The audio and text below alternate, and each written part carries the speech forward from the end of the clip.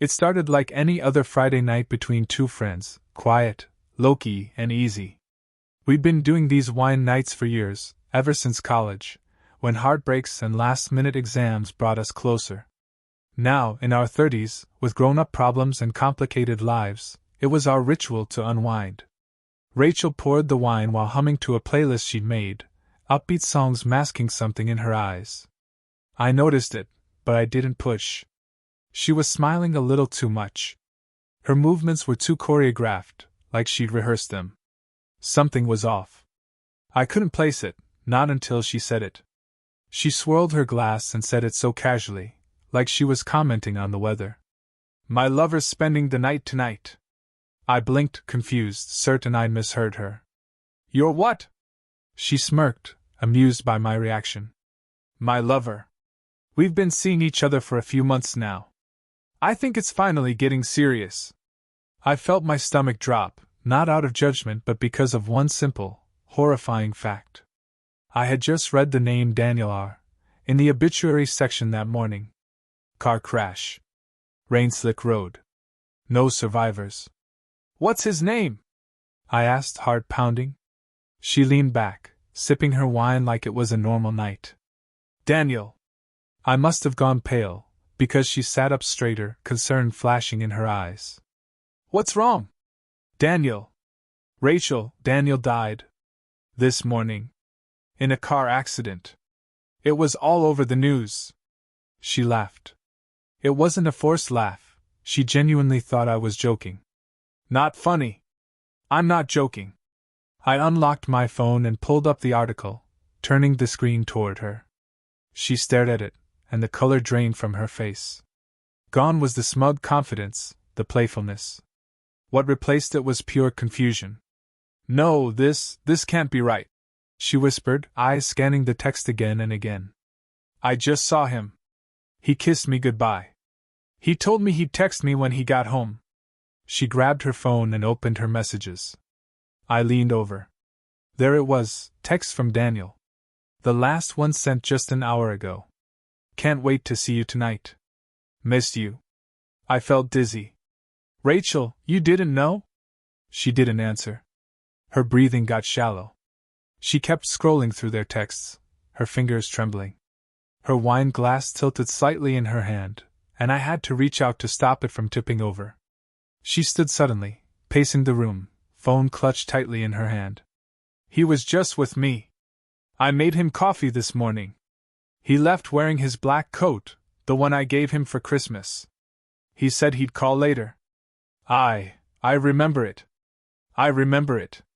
My heart was hammering, and a part of me wanted to believe she was right. That this was a cruel mistake. A mix-up. But the obituary was clear. Daniel R. was dead. I spoke gently, cautiously. "Rachel, what if someone else has his phone? What if someone's playing a horrible joke?" Her eyes darted to me. "Who would do that?" "Why?" She sat down again, face pale, lips parted in shock. "You don't understand.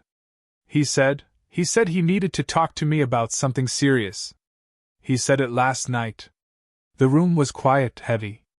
I could hear the hum of the refrigerator. The tapping of rain on the window. "I'm not crazy," she said softly, almost to herself. "I'm not making this up." "I don't think you're crazy," I replied. "But something's not right." We sat in silence for what felt like forever. Finally I said, "Can I see the last message he sent?" She handed me the phone. "I'm outside. I can't wait anymore. I need to be with you." The message had come in just 15 minutes ago. I looked at her. "Did you hear a knock?" She nodded. "But I didn't check." Goosebumps ran down my arms. I walked slowly to the front door and looked through the peephole. No one. Nothing. Just rain, darkness, and an eerie silence. I came back into the room. No one's there. Rachel's hands were over her face. "This doesn't make sense. He's not dead. He can't be." I tried to keep my voice calm. "Let's just breathe, okay? We can call someone. The police, maybe. Or his family." "I can't," she snapped. They don't know about us.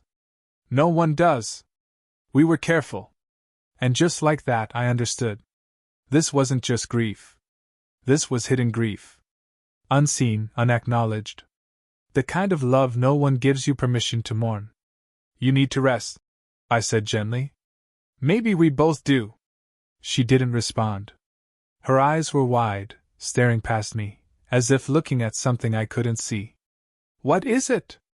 I asked, my voice barely above a whisper. She swallowed hard. I can smell his cologne. I froze. Rachel. She shook her head, blinking fast. It's gone now. I didn't know what to say. Neither of us did. In the hours that followed, we didn't sleep. We just sat there, drinking cold wine, staring into the shadows. Her phone buzzed once more around 3 a.m. Still waiting. Open the door. She didn't. And neither did I. Rachel didn't speak much the next morning. Her face was puffy from crying, eyes hollow, lips chapped. She sat at the kitchen table like a statue, holding her coffee but not drinking it. Her phone was on the table, screen down, as if that could block whatever message might come next. I didn't touch mine. The silence between us was heavy, but I didn't try to fill it. I didn't know what to say anymore. When she finally spoke, her voice was dry. I know what you're thinking. That I've lost it. I didn't answer immediately. I'm not thinking anything, Rachel. I'm listening. She rubbed her forehead, frustrated. I'm not crazy. I know what I saw, what I felt. He was here. He touched me. We talked. It wasn't a dream. I believe you think it was real. She snapped her head up. No. It was real. He was here. He held my hand. He left his mug on the counter. I got up without saying a word and checked the kitchen. A white mug with a red stain on the rim sat by the sink. I picked it up and examined it. Still warm. I didn't touch it, she said. I believed her. That's what scared me. I think I need to see someone, she said suddenly. Not because I'm crazy. But because if he's not alive, then something else is happening. Something's wrong in my head. I sat down beside her. Okay. We'll find someone. I can't go alone. You won't. She picked up her phone, unlocked it, and scrolled. His messages are still there. Look. She showed me the screen. All the messages. The timestamps. Nothing had been deleted. Try calling the number, I said. She hesitated, then hit dial. It rang once. Twice. Then a robotic voice.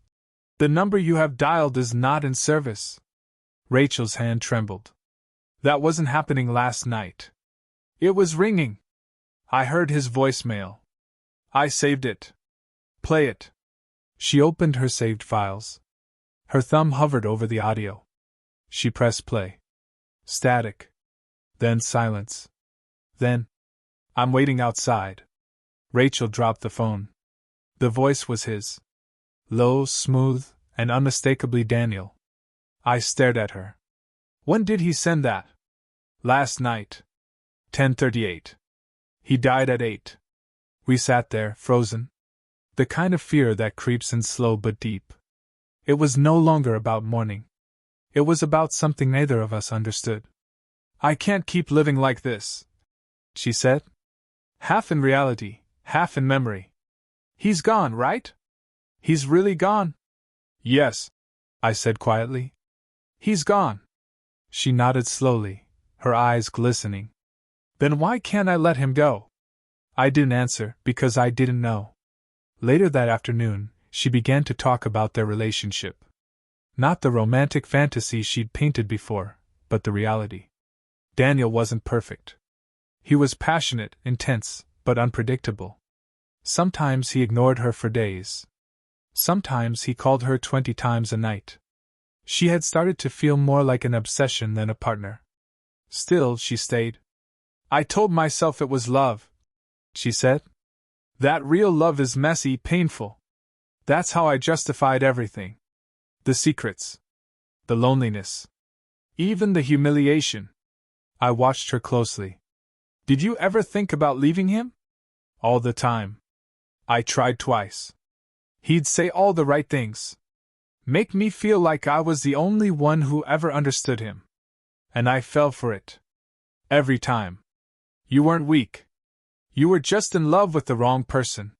She gave a bitter laugh. Or I didn't love myself enough. There it was. The truth she had been avoiding. The thing that made her cling to a man she knew she couldn't have, a relationship built on illusion and intensity, but never stability. Now that he was gone, the grief wasn't just about him. It was about everything she gave up for him. Her time, her dignity, her peace. I think that's why he keeps showing up, she said. Not because he's haunting me, but because I haven't forgiven myself. She stood and walked to the small bookshelf in her hallway, pulled out an old shoebox. Inside were photos, letters, small trinkets. A bracelet he gave her. A postcard from their weekend trip. A key he never returned. I've been holding on to all this like it means something, she said. But it only means I didn't want to move on. What are you going to do? She pulled out a lighter from the drawer and opened her balcony door. Say goodbye. I followed her outside.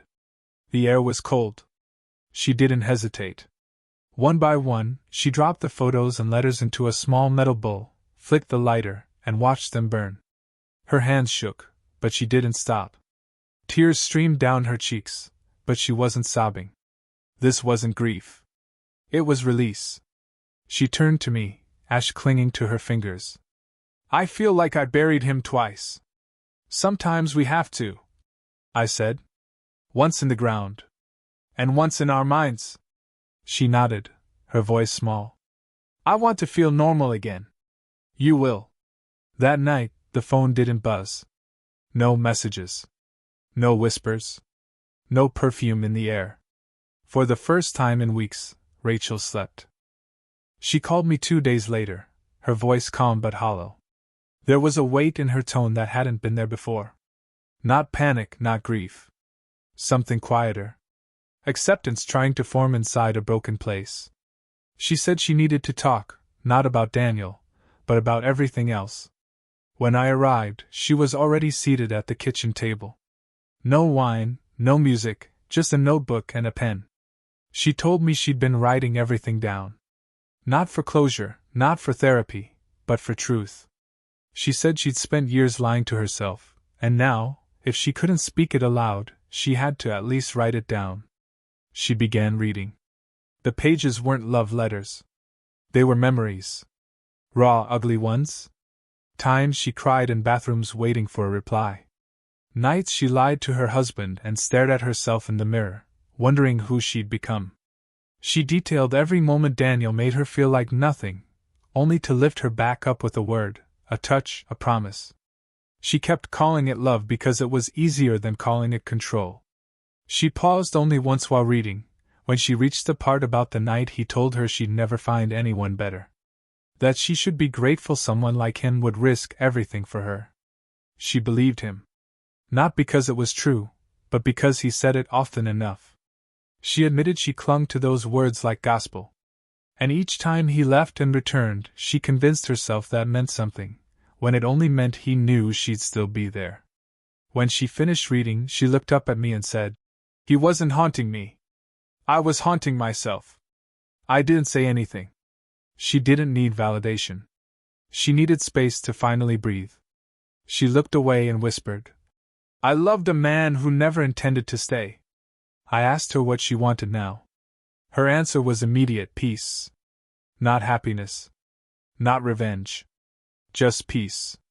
She said she'd spent too long mistaking intensity for intimacy. Too long excusing pain as passion. She'd tied her self-worth to a man who barely saw her as real, let alone equal. She told me something else too. That her marriage wasn't a refuge. It was a slow collapse she never admitted. Her husband stopped asking questions years ago. He became more of a roommate than a partner. And Daniel filled that void. Temporarily. Recklessly. She wasn't proud of the affair, but she wasn't sorry for seeking something that felt like life when everything else felt dead. But now, With Daniel gone and the illusion shattered, she was left with the one thing she'd never faced: herself. She told me she had scheduled a therapy appointment. That she wanted to understand why she ignored her own instincts, why she silenced herself so often just to keep someone else from walking away. She wasn't looking for someone to blame anymore. She was trying to take responsibility. Not for Daniel's death, but for the way she let someone else define her value. She talked about the first time Daniel told her he loved her. How her stomach dropped, not because she was happy, but because she knew it would never lead anywhere safe. He said it with urgency, not warmth. Like a demand? Like now that the words were out, she owed him something. She remembered the way he looked at her when she tried to leave the first time. Not with sadness, but with entitlement. Like walking away was betrayal, not survival. She asked me if I'd ever felt that kind of love, consuming, addictive, yet quietly destructive. I told her yes. And that it always ends the same, with a version of yourself you barely recognize. She nodded, like she already knew. Then she said something I'll never forget. Grief is love that has nowhere to go. But guilt is love that wasn't returned the way you needed. And I'm tired of carrying both. That night, she made a list. Not of things to do, or people to avoid, but of boundaries. Things she would never accept again. Lies she would no longer tell herself. Behaviors she would recognize as red flags, not broken hearts in need of fixing. At the top of the list was, I am not responsible for how someone else chooses to love me. She stared at that sentence for a long time. It was the first time she'd said it without crying. She told me she wasn't ready to confront her husband yet. That conversation would come in time, but it wouldn't be another performance. No more pretending. No more silences passed off as strength. She said she wanted to live with honesty now, even if it cost her comfort. I believed her. She looked lighter. Not healed, but unburdened. The kind of woman who had been broken open but was slowly sewing herself shut with truth, not illusion. She didn't mention Daniel again that evening. Not his name. Not the texts. Not the voice. And when her phone buzzed one last time around midnight, she didn't even look at it. She turned it off, set it face down, and said, That chapter is closed. And I knew, in the way her voice didn't tremble, that this time, she meant it. 3 weeks passed. Rachel didn't talk much during that time.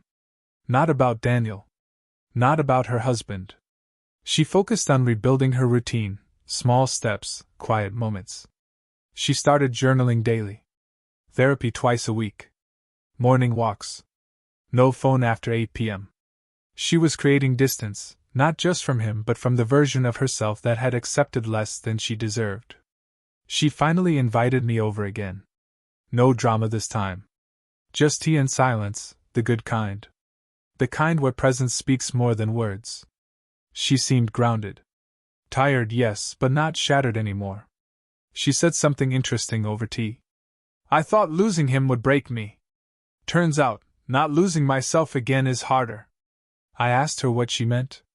She said every day was a choice, between slipping back into familiar chaos or sitting with the discomfort of change. That her addiction wasn't to Daniel, but to the feeling he gave her. The illusion that she was chosen. Wanted. Even if it was temporary. Even if it hurt. She admitted she still missed him. Not who he was, but who she thought he could be. The fantasy. The version she kept in her mind that always said the right thing, held her when she cried, showed up when no one else did. That man never existed. But her heart had mourned him like he did. She said grieving someone who hurt you was the most confusing kind of grief. Because you're mourning the loss and the damage at the same time. We talked about her marriage next. Not the surface level stuff, but the core. She told me she and her husband had finally talked, really talked, for the first time in months. No yelling, no accusations. Just truths laid bare. She confessed the affair. He didn't rage. He didn't beg.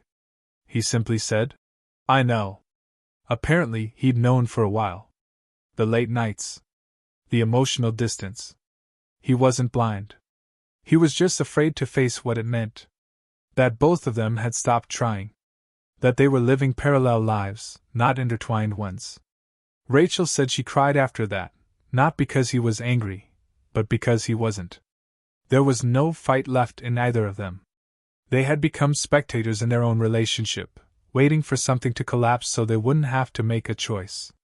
They agreed on a trial separation. No bitterness. No custody battles. No shouting.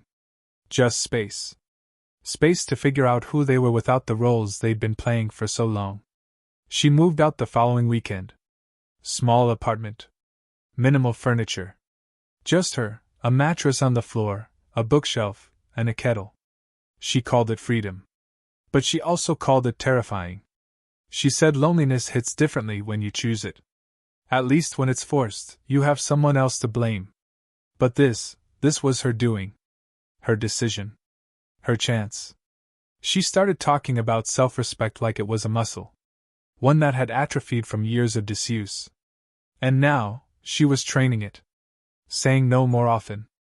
Not explaining herself when it wasn't required. Setting time limits on conversations that drained her. Learning to be alone without feeling abandoned. She also started therapy sessions that focused on trauma bonding. She learned that it wasn't love that made her stay with Daniel. It was emotional dependence. A cycle of highs and lows that hooked her brain like a drug. She chased the validation because the withdrawal felt unbearable. She began to see the pattern in her past relationships. How often she confused pain with passion. How often she believed she could fix broken men if she just loved them hard enough. She realized she'd never been taught to ask herself what she needed. Only what she could give. I watched her shift in real time. Less apologetic. More intentional. She spoke slower. She smiled, not to please anyone, but because she meant it. She told me she had a new rule. If someone made her feel like she had to earn their love, she was walking away. No second chances. No convincing. No staying just to feel seen. She laughed a little when she said it. I used to think love was supposed to hurt. Now I think love should feel like safety. I asked if she missed Daniel. She said she missed the idea of being swept away. But not by him. Never again by someone who could disappear without warning, emotionally or physically. She said she was learning to build the kind of life that didn't need rescuing. I told her she sounded different. She said she felt different. Before I left, she handed me the notebook she'd been writing in. Inside were pages of letters, to Daniel, to her husband, to herself. She said she wasn't planning to send them. She just needed to get them out of her system. One page stood out. A letter to the version of herself who stayed too long. It read, "You weren't weak. You were hopeful. You believed in the good because that's who you are. But now you believe in yourself more. And that changes everything." That night, as I walked away from her apartment, I knew she had turned a corner. The ghost of Daniel wasn't haunting her anymore. The memory of what she tolerated, what she'd mistaken for love, that's what she was confronting. And she was finally winning. Not because she found closure, but because she no longer needed it. Rachel began to change in quiet, deliberate ways. Her life didn't become suddenly perfect, but her mindset did shift. She no longer romanticized the past. Instead, she analyzed it. She didn't just reflect on what went wrong with Daniel or her marriage, she examined her role in it all, not with guilt, but with accountability. One morning, she told me she no longer checked her phone expecting his name to pop up. Not because she didn't care anymore, but because she accepted it was over, truly and finally. She said there was peace and acceptance that she never found in obsession. She started rebuilding trust with herself.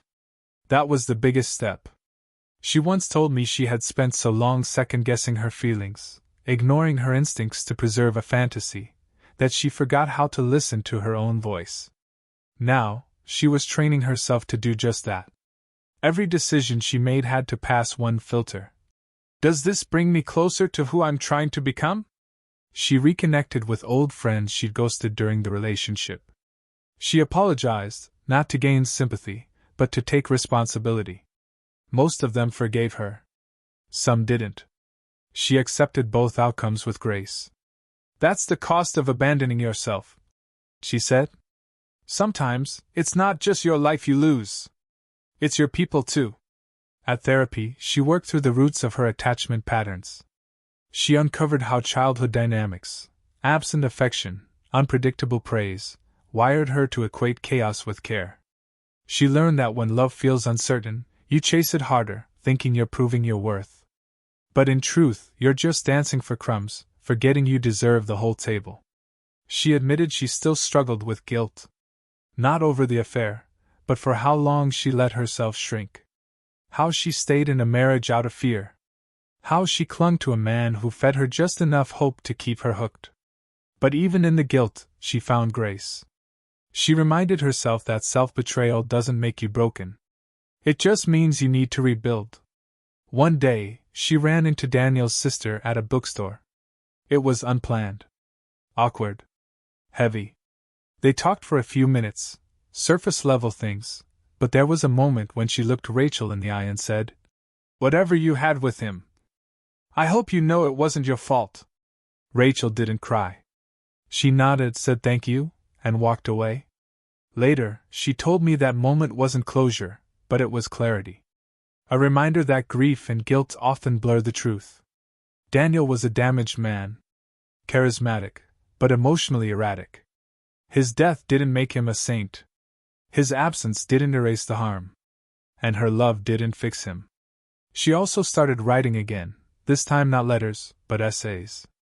Thoughts about emotional resilience, about rebuilding identity after emotional dependency.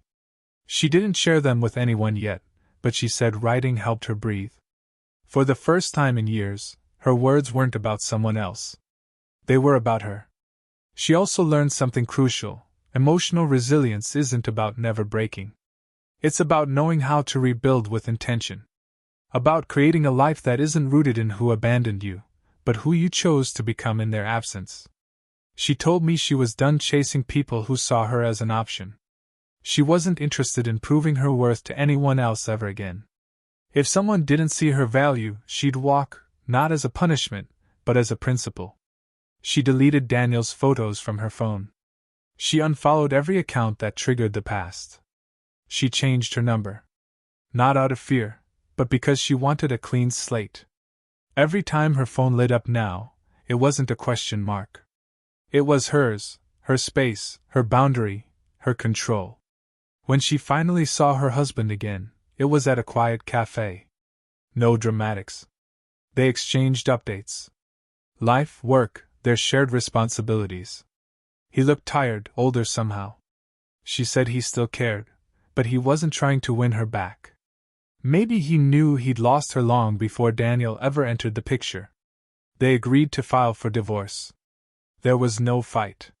She said the end felt like exhaling after holding your breath for years. She cried that night, not because of the loss, but because of the relief. It was the kind of cry that empties out the last of what's been weighing you down. She told me something profound afterward. We wait so long for someone else to validate that we were right to leave. But sometimes, the only person who needs to understand is you. She began making plans for herself. Nothing extravagant. Just intentional living. A short solo trip. A new book club. More walks. Less screen time. She started taking herself out to dinner, sitting alone without feeling lonely. She told me she was beginning to like who she was becoming. Not for what she survived, but for how she chose to grow. No more ghosts. No more what-ifs. Just her. Present. Real. Enough. Rachel no longer marked time by memories of Daniel or the timelines of her past mistakes.